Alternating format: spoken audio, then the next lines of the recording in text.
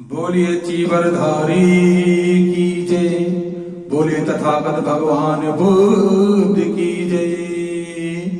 जय जय विश्व गुरु महान की जय। अब आज के प्रसंग में भगवान बुद्ध की दया भावना के बारे में हम सुनेंगे, श्रवण करेंगे। भगवान बुद्ध बचपन से ही दयावान थे, मर्सीफुल थे। उन्होंने अपने जानकारी में जीव हत्या नहीं होने दी और ना जीव हत्या की।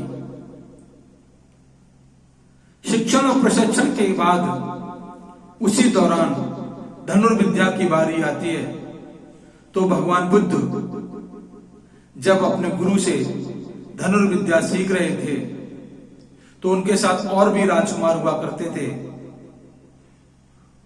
वे राजकुमार, उनको लक्ष्य दिया जाता था किसी पक्षी या पशु, जंगली जानवर को मारने का, वे लोग मार देते थे। लेकिन भगवान बुद्ध दया करते थे। कैसे सुने तो वाक्य माध्यम से। करते करते अभ्यास, करते करते अभ्यास, धनुर्विद्या की आई बारी। गुरुवर ने सिद्धार्थ को पाठ दियो पढ़ाई। विभिन्न प्रकार की शस्त्र विद्याओं में निपुण होने के बाद जब धनुर्विद्या की बारी आती है तो इनके गुरुवर ने इनको धनुर्विद्या सिखाई और ये पारंगत भी हुए। उच्च कोटि की धनुर्विद्या भी गौतम बुद्ध के अंदर थी, लेकिन उन्होंने इस धनुर्विद्या का उपयोग और प्रयोग कभी जीवन काल में नहीं किया, बाद में नहीं किया। प्रशिक्षण के समय की बात अलग है। लक्ष्य को देख तीर से भेद देते थे गौतम। लक्ष्य को देख तीर से भेद देते थे गौतम। गर्मी हो या सर्दी हो या हो बरसाती मौसम, गौतम बुद्ध पर किसी भी गर्मी, सर्दी, बरसात यानी कि मौसम का असर नहीं पड़ता था।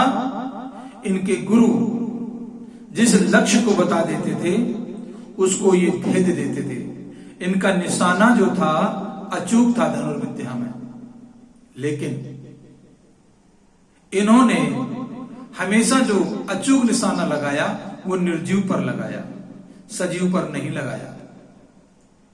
ये दयावान थे, मर्सीफुल थे, काइंड हार्टेड थे। सुने तो वहां के माध्यम से। जब किसी प्राणी का लक्ष्य शिष्यों को दिया जाता, दयाहीन होकर दूसरे, दया विहीन होकर दूसरे राजकुमार प्राणी को मार गिराता। जब किसी प्राणी का लक्ष्य शिष्यों को दिया जाता, दया विहीन होकर दूसरे राजकुमार प्राणी को मार गिराता। यानी कि गौतम बुद्ध के अलावा जितने भी शिष्य हुआ करते थे और गुरुजी जिस प्राणी को लक्ष्य देते थे वो उनको तीर मार देते थे। अर्थात जो साथी सहपाठी लोग थे, जो क्लासमेट लोग थे, प्रिंस थे, वो सारे के सारे जीव की हत्या कर देते थे। अब गुरु की इच्छा, गुरु की आज्ञा, गुरु की आज्ञा के अनुसार राजकुमार करते थे। लेकिन हम यहां पर दूसरा अर्थ निकाल रहे हैं कि भगवान बुद्ध भी गुरु की आज्ञा मानते थे लेकिन आज्ञा मान करके ये किसी जीव की हत्या नहीं करते थे, उसमें निशाना नहीं लगाते थे। ये बहुत बड़ी बात है, विश्व स्तर की बात है, उच्च कोट की बात है। किसी प्राणी लक्ष्य पर गौतम का अवसर जब होता, किसी प्राणी लक्ष्य पर गौतम का अवसर जब होता, बड़ी चतुराई से तीर वह इधर उधर कर देता। गुरु की आज्ञा भी मान लेते थे, लेकिन जब मान लीजिएगा कि कोयल बैठी है या कोई कौवा बैठा है या कोई चिड़िया बैठी हुई है या कोई हिरण है या कोई दूसरा जानवर है, जब उधर गुरुजी लक्ष्य देते थे, टारगेट देते थे कि चला दो तीर, तो गौतम बुद्ध भी दूसरे राजकुमारों की तरह उनकी आज्ञा मान लेते थे, लेकिन बड़ी ही चतुराई से उस जीव की हत्या होने से बचा देते थे। वो तीर के निशाने को इधर से उधर कर दिया कर देते थे। तो बोलिए भगवान बोध की जय, बोलिए चीवरधारी की जय। इस तरह से दयावान थे हमारे गौतम बुद्ध, हमारे भगवान गौतम बुद्ध दयावान थे। तीर से किसी जीव के गौतम ने प्राण नहीं लिए, ऐसे दयावान थे राजकुमार तुम दिल समझ लीजिए। तीर से उन्होंने कभी भी जीव की हत्या नहीं की, अपने दिल से उनके दिल को समझ लीजिए कि कितने दयावान थे।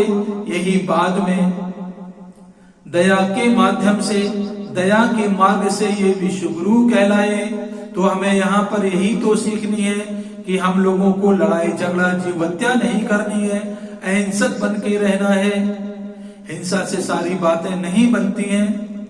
उदाहरण के तौर पर भगवान बुद्ध स्वयं हैं, इनको धनुर्विद्या आते हुए भी, युद्ध की विभिन्न कलाएं आने के बावजूद भी इन्होंने कोई युद्ध नहीं किया। इसके बावजूद भी इनकी विचारधारा का आज भी 140 से ज्यादा देशों में इनकी विचारधारा से राज्य हो रहा है। तो हमें यही सीखना है, हमें अपने जीवन में यही उतारना है कि किसी भी तरह के झगड़े के लिए, किसी भी बात पर भेदभाव के लिए, किसी भी तरह के डिस्प्यूट पर लड़ाई झगड़ा मारकाट से समस्या हल नहीं होती है। समस्या के हल के लिए हमें चिंतन करना चाहिए, मनन करना चाहिए, तर्क लगाना चाहिए, शांतप्रिय ढंग से हमें उसका हल निकालना चाहिए। भगवान बुद्ध की इस प्रकार की धनुर्विद्या की अभ्यास से हमें ज्ञान प्राप्त होता है। तो हमें ये आज से सोचना चाहिए कि हम लोग आपस में भाई भाई, पड़ोसी, जात पात से दूर हट करके, विभिन्न धर्मों के भेदभाव से दूर हट करके, अमीरी गरीबी के भेदभाव से दूर हट करके हम एक दूसरे पर दया करें, शांति बनाए रखें। ये भगवान बुद्ध के इस आचरण से ज्ञान प्राप्त होता है। बांध निशाना निर्जीव लक्ष्य पर, जब उनको लक्ष्य दिया जाता था किसी जीव पर, तो भगवान बुद्ध क्या करते थे सुने। बांध निशाना निर्जीव लक्ष्य पर, पल में भेदा करते थे। निडर, कुशल, चतुर और दयावान वह योद्धा हुआ करते थे। कैसे? निडर, कभी डरते नहीं थे, डर तो लगता ही नहीं था इनको। कुशल, प्रशिक्षित थे, प्रशिक्षण में महारत था। चतुर, ज्ञानी थे, लॉजिक था, इंटेलिजेंट थे।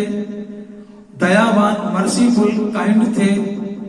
इस तरह से ये सारे गुणों के साथ, इन सब विशेषणों के साथ बहुत बड़े योद्धा हुआ करते थे अपने समय में, लेकिन इन्होंने तीर चलाया लेकिन हत्या नहीं की, लड़ाई की प्रशिक्षण लिया लेकिन सच्चे जीवन में लड़ाई नहीं की, हमेशा शांति तर्क के आधार पर समस्याओं का निवारण किया। तो भगवान बुद्ध से ये सब ज्ञान प्राप्त होता है कि हमें हिंसा नहीं करनी चाहिए, अहिंसक बन करके हमें समस्याओं का समाधान करना चाहिए।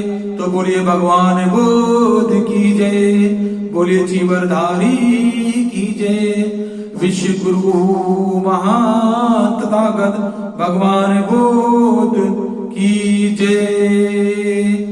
जय जय चीवरधारी